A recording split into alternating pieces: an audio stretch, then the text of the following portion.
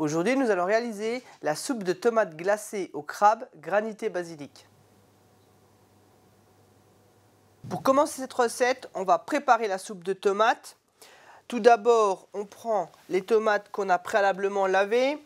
On va retirer le pédoncule. Alors généralement, on prend la pointe du couteau, on la plante au niveau du pédoncule et ensuite on tourne avec le pouce.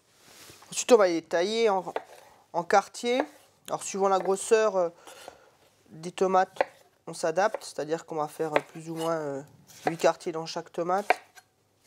L'important, c'est que vu qu'on va les mariner, c'est quand même qu'elles ne soient pas trop grosses pour qu'elles puissent bien ressortir leur eau de végétation. On les dépose dans le bol. Ensuite, on va ajouter le jus de tomate, le ketchup, le concentré de tomate.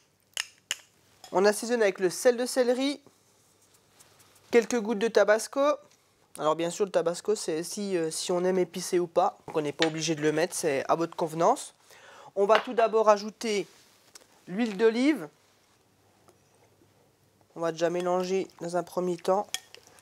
Alors cette préparation, il faut la faire la veille, c'est important pour qu'en fait les tomates elles aient bien le temps de mariner et de s'imprégner de toutes les saveurs qu'on vient de mettre.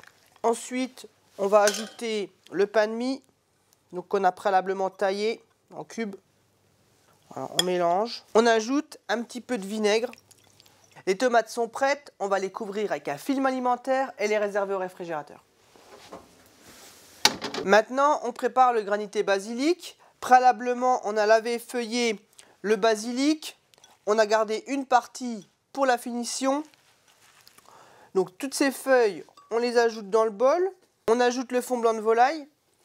On va assaisonner avec le poivre et le sel. Alors le sel, bien sûr, c'est toujours à sa convenance. Et maintenant, on va mettre à mixer. Voilà, donc quand les feuilles sont bien pulvérisées, là, on va le verser dans un plat.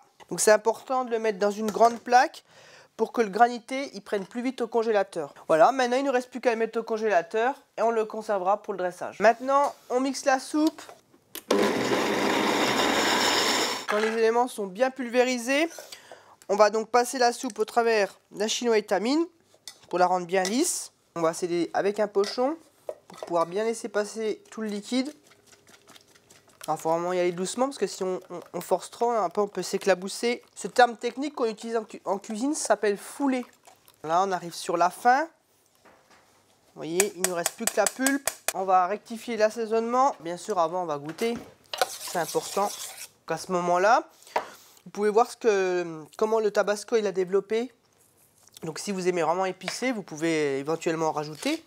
Moi, je vais juste me contenter de mettre du poivre et du sel. Avec le fouet, on va bien mélanger. On va couvrir la soupe d'un film alimentaire et la réserver au réfrigérateur jusqu'au moment de servir. On a réuni tous nos éléments pour pouvoir procéder au dressage. Dans un premier temps, on prend la chair de crabe qu'on a égouttée. On va la mettre dans un bol et on va les additionner avec les dés de tomates qu'on a préalablement réalisés sur une tomate qu'on a préalablement mondée. Maintenant, on assaisonne. Donc, un peu de sel. Peu de poivre, mélanger. On ajoute quelques gouttes de tabasco. Maintenant, on va pouvoir donc mettre la soupe dans l'assiette. Donc généralement, on la remue toujours un petit peu avant. Alors, vous pouvez le faire avec un fouet ou vous pouvez le faire avec votre louche. Si vous le faites avec votre louche, voilà, vous la prenez et vous la versez pour bien que ça se réémulsionne. Et ensuite, on va la disposer au fond de l'assiette. Donc généralement aux 3/4 de l'assiette, ça suffit. On va ajouter au centre la chair de crabe. Alors bien sûr qu'on essaye de mettre en volume, harmonieusement. Ensuite, on va parsemer sur le contour de l'assiette le basilic qu'on a préalablement ciselé. On n'hésite pas à en mettre, hein, ça va amener beaucoup de fraîcheur à cette assiette. On termine par le granité. Voilà, légèrement, avec la fourchette, on frotte pour créer le granité. On prend la cuillère et on ira disposer sur la chair. La soupe de tomates glacée au crabe, granité basilic est terminée. Bonne dégustation et à très bientôt.